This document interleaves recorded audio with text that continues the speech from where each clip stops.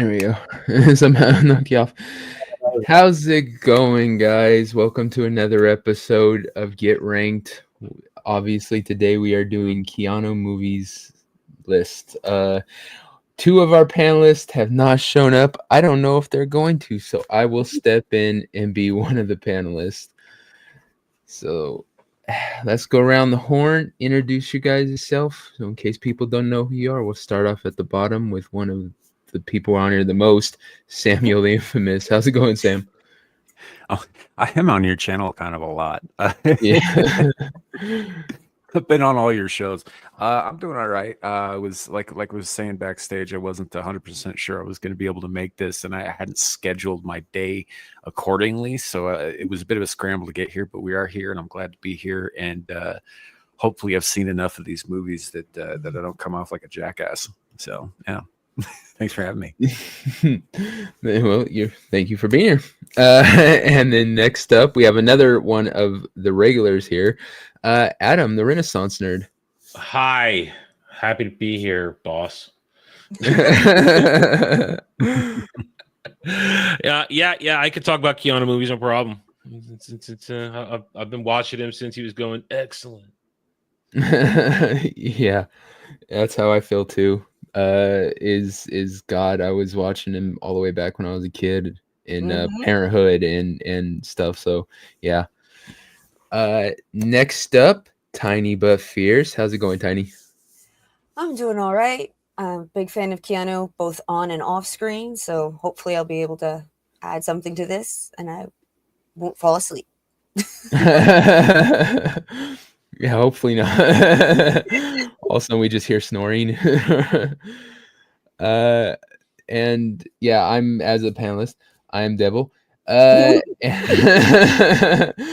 No, this was actually one of the easier lists to make because I am familiar with a lot of these movies. I think there's about 3, maybe 4 I haven't seen. But I really wanted to get into doing lists of just specific actors, and so I've got a whole stockpile of those.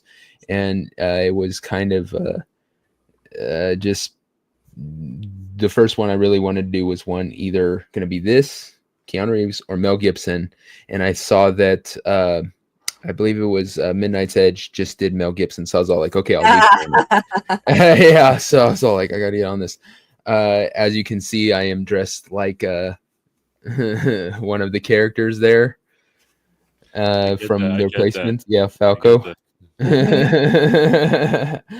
So one of these few sports movies my mother actually loves. Oh, does she? I love the Replacements. Replacements and Remember the Titans. Those are pretty much the only sports movies she really likes. Rudy. Oh, sorry. Rudy and what's the one with the runner you like so much? Never mind. Like I said, now for my next impression, she's not into sports stuff much at all. Yes. So this week I am Devil Falco. Let's bring up the list and we will get this thing started. All right. Here it is. Without the ads. Right? Nice. Finally. So, and the judging criteria are going to be on Keanu's acting in it, the overall character, aside from his acting, if it was a good character, great character, the overall movie, if it was a good movie, and then of course X Factors, whatever you guys want to judge it on, it's your choice. Let's say hi. Only Legatus is here. We'll get more people in as we progress. And as we go on. Whoa. Something just hit the roof. I wonder if some snow's falling off of it. It's Jeremy. He's climbing around up there. It's like a big pervert in a Santa outfit up there. Hey, you know what? Yeah. He's hoping you've been naughty. God, don't. I gotta go lock my doors. Hold on. get my firearms ready. But let's start off with River's Edge. Do I need to go over what the void is? I think we've established. The void is what I want it to be. It's not, Adam. It's not, and you know that it's not. They're gonna make me go through it again. No, All right. we know what the void is. For the home If watching Keanu audience. Reeves is in the movie, none of these are going to go to the void. Yeah. Probably void- not. No. Yeah. The void is to cover my ass. It's to cover my mistakes. If I make a mistake making these lists, because a lot of times I don't know the list that well, or what the list is about that well. In this case, I am aware, and yes, he is in every one of these, so you can't really void anything this time, but it is there. But all right, so River's Edge. This is actually one of the ones I haven't seen. I heard it's a good movie, but I personally haven't seen it. What are you guys' opinions on it? I Yeah, don't this think is I've ever like heard of it. this is one of the I've ones I never haven't heard of seen. it. I've seen most of his Yeah. movies, So we got to default it to D, I guess. I don't know. I guess. Or it's the first void.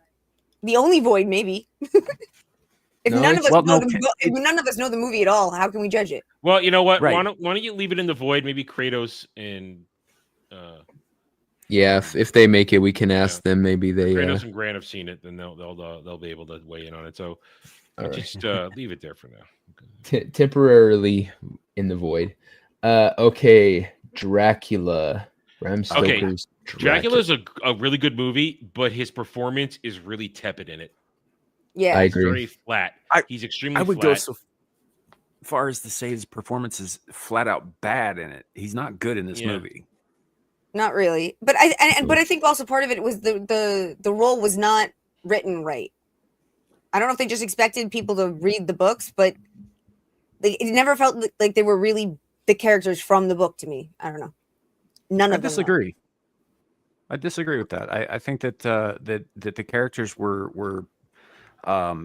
written correctly. I just think that this was relatively early on in his stardom, and I think that he was still kind of finding his footing as an actor, and he wasn't playing like a retarded valley boy. Yeah. Honestly, this was like his first real foray into serious acting. If we're being honest, and that's. Like, so some of that actually I would say is on him, but I don't think that it was because the characters weren't written very well. I think they were. I think they ripped them right out of the book for the most part.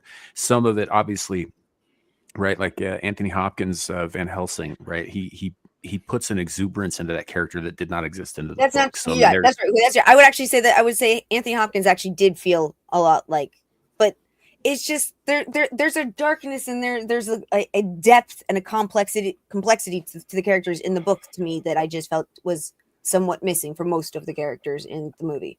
I thought it was well done, but I just Jonathan Harker isn't that he's a plot device even in the novel, right? The whole point of Jonathan Harker is to bring Mina to Dracula's attention, and then in the end to sort of with his story galvanize the others into going off to destroy Dracula. But otherwise he's not really important. He's not that fleshed out, I mean, there are better this is a good adaptation in terms of its spectacle, but if you want a real more solid one, you got to go to the one from I think it's the late 70s, early 80s, I forget what it is, where you got Sir Laurence Olivier as Van Helsing, and you've got damn it, just lost his name. Shit, forgot his name. He looks like it was either Christopher Lee or Frank Langella. Langella, thank you, Frank Langella. I know it's okay. It's not Christopher Lee, it's Frank Langella. That one is a really good one. It's more there's a lot more heavy character work in that one than spectacle like this one. Because let's be honest, this one really relied on a lot of the grotesque factor. Yeah. Right. Well, this one, like Coppola's whole goal here was, aside from obviously the beginning, which let's say exaggerates real events drastically. Aside from that part of the movie, Coppola's whole point was to try and be as faithful to the novel as possible on film, and he did succeed in that. There is no Dracula movie that is as accurate to the actual written events in the book as this one. The problem is it works better as a book than a movie. Yeah. I have never read the book. We're gonna D it. I don't He's know that I both- would D it. I put it in C because I think there's Yeah, some but it's about stellar. but it's about him. It's not about the movie. It's about Keanu. So Well, the movie itself is one of the criteria, is it not? Yeah, Yeah, yeah. yeah. It's It was- Keanu's performance, Yep. the character that he's playing, the movie as a whole, and then your X factor. I guess if you're gonna say movie, I guess if movie is part of it, then I guess we'll put it in C. I can live with C. Yeah, I can would live with say C. I think C is can live good with because Keanu's performance kind of sucks in this movie. Yeah, But the it's movie's he's good. forgettable. He's forgettable. And let's face it, he was tangentially elevated by Gary Oldman's amazing fucking performance, Yeah. which would be my X factor. So yeah, that raises it up to C for me. I think part of it was he still thought he was going to be a normal actor in the way that a lot of other actors do things, whereas he can do a lot. Like he doesn't emote with his face all that well, the way other actors can emote with their face in certain situations. But he put so much more feeling into a much more wooden stare than most other actors could ever come close to doing. But he hadn't figured that out yet. Yeah, Right. yeah, you're right. He was a young actor. He hadn't gotten to his thing, and also I could see him saying, I'm not supposed to be the star. I'm not supposed to, So yeah, I say C2. I'm on board with that. I also might point out that this was, I think, if I have not seen every Keanu Reeves movie, but of the ones I've seen, this is the first and last time he attempted a foreign accent. Yep. That's I probably mean, right. I wouldn't even say he even attempted it. It's just Yeah, I don't think he's very. He's probably just not that good at accents. Like he already has his kind of Keanu voice, that he's I'm so probably glad he like- figured that out early in his career. Yeah. All right. Next up, Parenthood. I used to watch the hell out of this movie when I was a kid, before I got tired of Steve Martin as a whole. In the end, it's an ensemble movie. It's a very large cast, and Keanu is a very small part of it. Is the boyfriend to Steve Martin's oldest daughter, and is essentially a very minor version of Ted Theodore Logan. That's what it is. He's essentially still playing Ted, and he's minor in it. He's significant in terms of his character's importance to influencing the daughter, but he is not in the movie that much. And it's, as I said, this is even earlier in his career. I think this is actually, is this before Bill and Ted? It might a be. year. I think it's a year before Bill and Ted. Bill and Ted came out in '88. Yeah, this might be 87, or it's either 87 or 89. I think. Yeah. Let's see. Because if it is, then this might have been one of his first appearances in anything. Oh wow. Let's see. Because he's a relative unknown at this point. I could have sworn that Ted was his first role. 89. 89. Okay, so this is all right. So this is second role. So I'm still sort of in line with what I'm saying. It's essentially a pared down Ted Theodore Logan, is what it is. Yeah. He's not expending much range here. It's not any sort of real performance, and it's not much of anything. And the movie itself, I used to like it. I like it less and less the older I get. I'm honestly, I'm gonna put this in D. Putting it in D. I'm okay with that. So I've seen this movie a couple of times, but I like Steve Martin. I'm a Steve Martin fan, right? But I like his less pander to general audiences movies, like things like The Man with Two Brains, for example. Great fucking movie if you haven't seen it. That sort of thing, and that those kinds of things tend to stick out in my mind. I know I've seen this movie a few times. I don't really remember it. I get the feeling that this would be the kind of thing that I would probably, sleep through with my eyes open. Yeah. So I know I've seen it. I don't recall anything about it, and I didn't even know that Keanu Reeves was in the damn thing. So I'd have to put it in D just based on that. Sons, husbands and wives, fathers and daughters. It's this seems like something my low-grade ex-wife would dramedy. have dragged me to. Yeah. Low grade It's dramedy. it's one of those things where with Steve Martin, I like all of his movies, but he does have kind of two things. You have the Father of the Bride humor movies, and you do have the weird ones like The Jerk and stuff like that. So yeah, you can be fan of one type of his movies and not necessarily of the others. Mhm. I think Absolutely. I like it. I think it's good. But I agree that with him having such a small part, it's hard to even, give it that it's a Keanu Reeves movie. He is in it, so I don't think it should be voided, but I do think that his role was very minor. It was So- let's go. Where was everyone else? I say D. D. D. D. All right. I can say D is fair. All right. Much Ado About Nothing. This one I haven't seen. I love John. Shakespeare adaptations. I love these things. Branagh is he's one of the goats. This is one of those crazy packed casts again. I've seen this once or twice in the past. I like it. But again, Keanu is overshadowed by mega talents like Branagh. So it's a C. But Yeah. he played Prince John really well, and I remember the first time I saw it, sitting there going, "Holy shit, that's actually Keanu Reeves!" Because it was one of the first times we've seen him play something so different, so opposite from who Ted was. True. Dark, he's scheming, he can't find any excellence.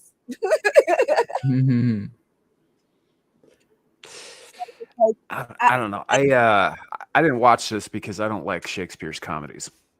I like his tragedies. So I just kind of course avoided you this. do. Well, this almost became a tragedy. Yeah. But I Like, would have to say that my I favorite think actually, Shakespeare story is Macbeth. there you go. There's never been a decent adaptation of Macbeth. In The a movie. Scottish play. I spent too much In a theater, movie. In a too much movie. time in theater to not call it the Scottish play. But I think that it's a very small role, but he did play it to perfection, and it was very different from anything he'd done up until then.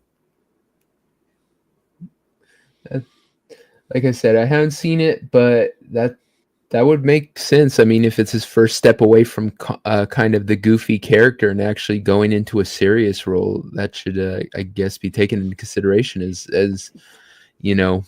Yeah. So where is everyone on it? Because, like I said, would at least a B. I'm still locking in on C. B, C.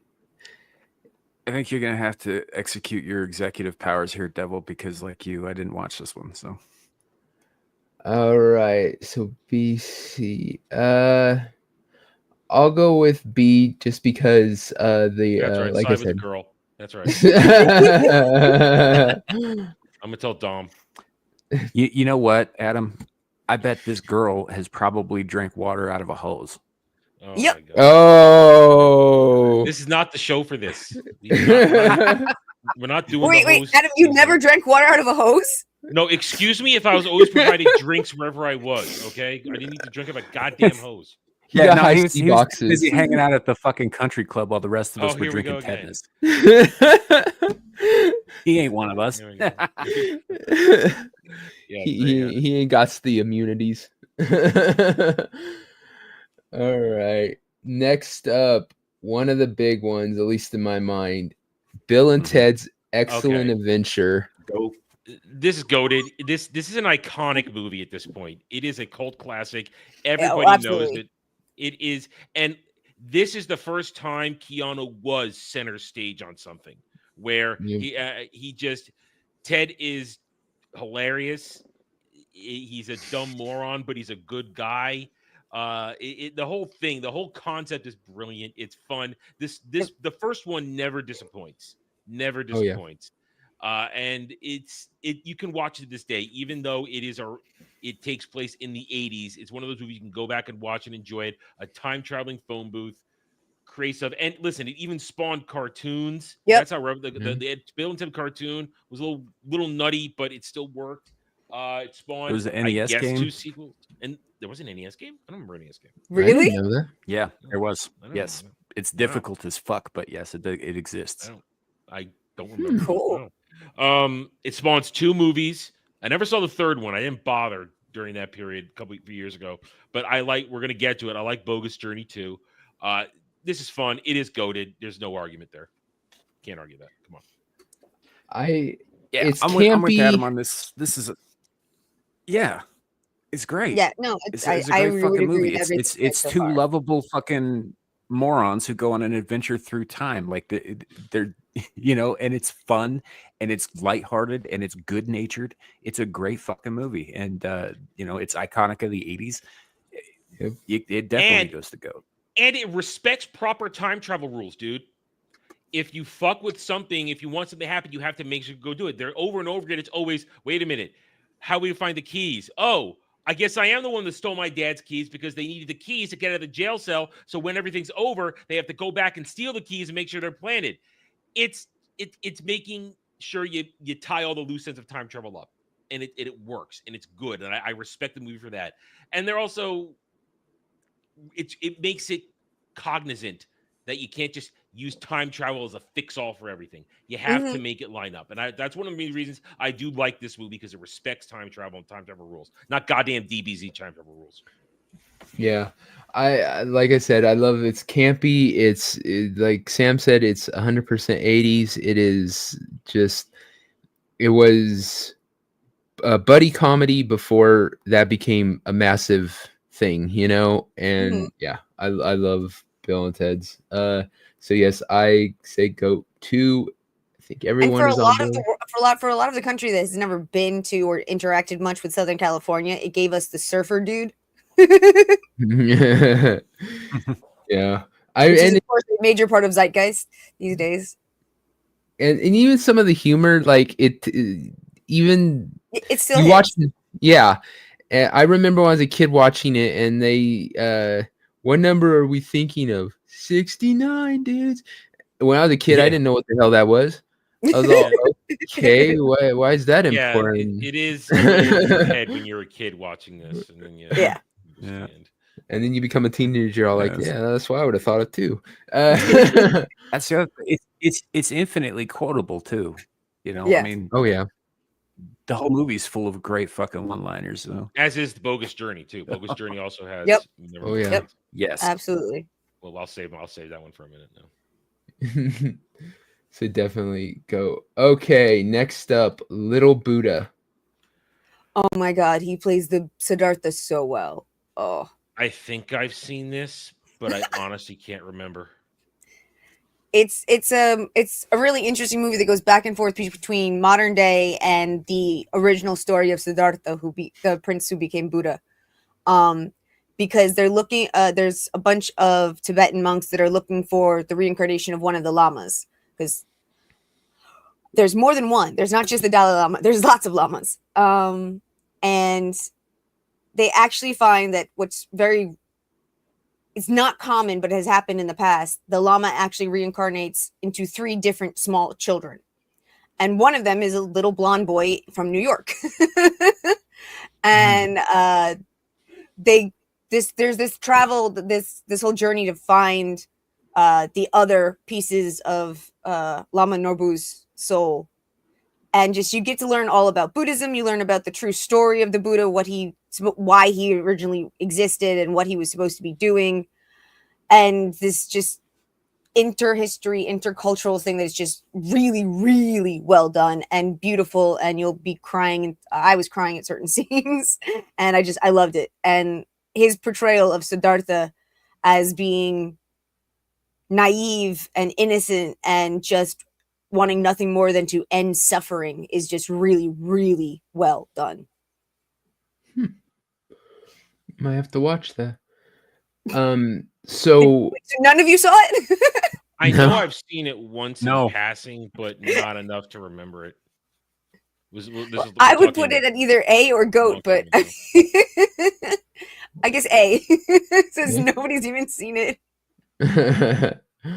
All right. Hey, it sounds like a unique story. And actually, there's a scene that's one of the few scenes that has stayed inside my head forever, which is when he first starts trying to find a way to find enlightenment and end suffering, he starts with a Janus, and he's able to like survive on 1 grain of rice and 1 sip of water a day and all this stuff. And he's emaciated and meditating by the river Ganges, and there's a sitar instructor saying, if you pull the string too taut, it will break. But if you leave it too loose, it will not play. You must find the perfect balance. And he like snaps him out of what he's doing. He's going, this is too much. This is too austere. There has to be a balance. And it's just this really great scene of seeing a figure that is so godly to modern Buddhists and to people who look into religion. And yet at the time he was literally, this is him learning. This is him figuring out all that he is to bring to the world. It's just kind of really cool. That's interesting. Like I said, I might have to see if it's on any of the streaming channels. Since that's what you got to do to watch movies, either that or, go on and pay Amazon. Yeah. Which I hate to do. All right. Next up, Speed. I would say this is probably one of his biggest breakouts. Before this, he was just an actor, but this was massive. It's such an overrated movie. Are you kidding me? Shoot the hostage. I'm not kidding you. It's a lot of fun. It's a great popcorn movie. This movie, I find no joy in this movie. I would agree with you if you said Speed 2. He's not even in Speed 2. Spoken of. I know. But no, I fucking love Speed. Dennis Hopper's awesome in this. Keanu Reeves is awesome in this. Fucking Jeff Daniels is awesome in this movie. This was also my introduction to fucking Sandy Bullock, by the way. Listen, my introduction to Sandy Bullock was Demolition Man. So Demolition Man came out later. Yeah, well, it did. Mm-hmm. Did it? Demolition Man's 94, isn't it? I think Demolition Man came out after Speed. All right. We'll I have no idea. up. I'm really bad at remembering times. Well, I don't. Well, God damn it! It's fine. It doesn't matter. It's Yes, it does matter. We don't need a Speed timeline 94. of Adam Spank Bang. All right, Speed is 94. Tight. Demolition Man 93. Ha! I win. Okay. I win. Don't argue with Adam when he jerked off, okay? I hope you feel good about it. I felt good about it. I did. I'm like, all right, whatever. I like Speed. I always thought it was a great movie. I like that it had a bunch of twists and turns, and yep. I enjoyed it. I just found out the other day that it's called fart in Norway. Yeah, I saw that tweet. I was all, oh my god, that's freaking Seriously? perfect. Yeah. Yeah, apparently that's the Norwegian word for speed is fart. Oh, wow. Fart. Wow. Okay. So where are we gonna put him? All right, listen. I'll give you that Keanu is good in the movie because he makes the movie with what he does. It's his first. I think it's his first foray into action because I think this is before Point Break. I think so. Yeah. Therefore, it's his first foray really into doing some action thriller type stuff. Yep. Therefore, he makes a good presence and it shows he can do this kind of stuff. Sandy Bullock is good in it. Dennis Hopper is phenomenal. I'll give you that. But in the end, for me, the movie itself personally drags it down to a B for me. I can live with B.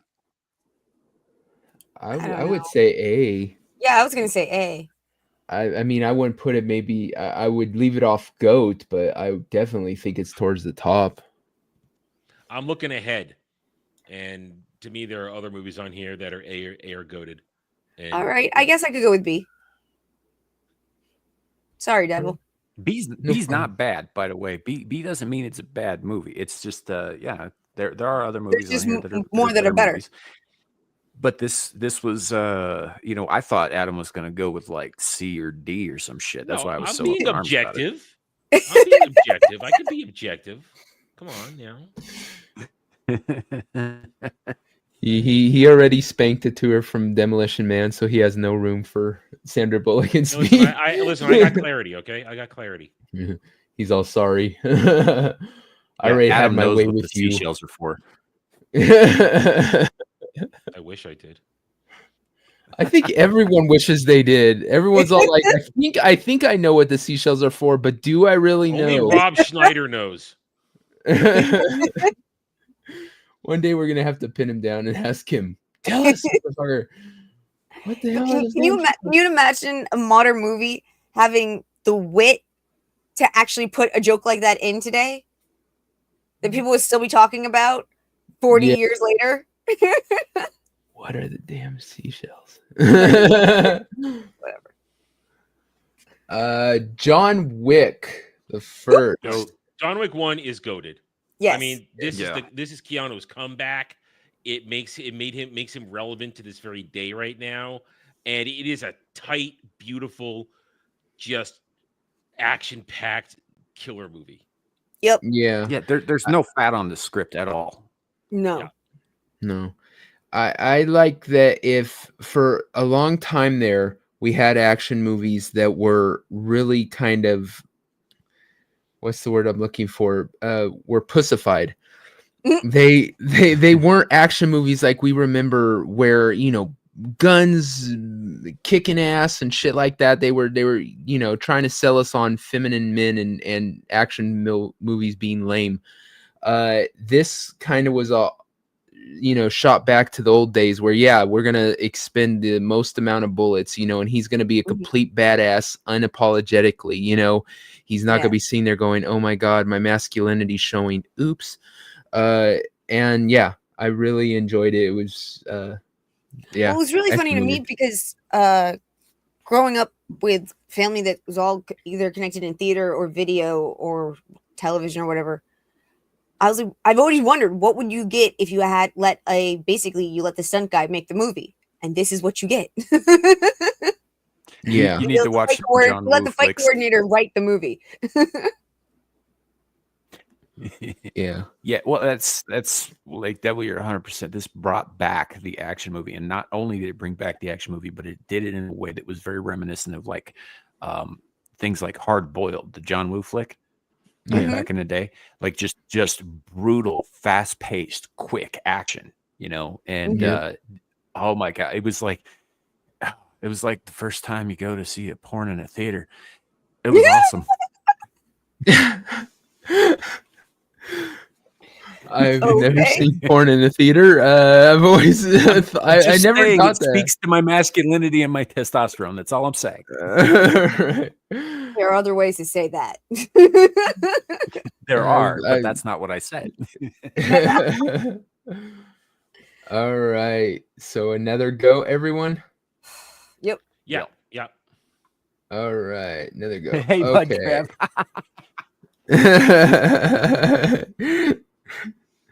Yes, you did. All right. Next up, Johnny Mnemonic. I've only seen this once. It was so weird when I was the age that it came out. I was like, what? Yeah, I got things.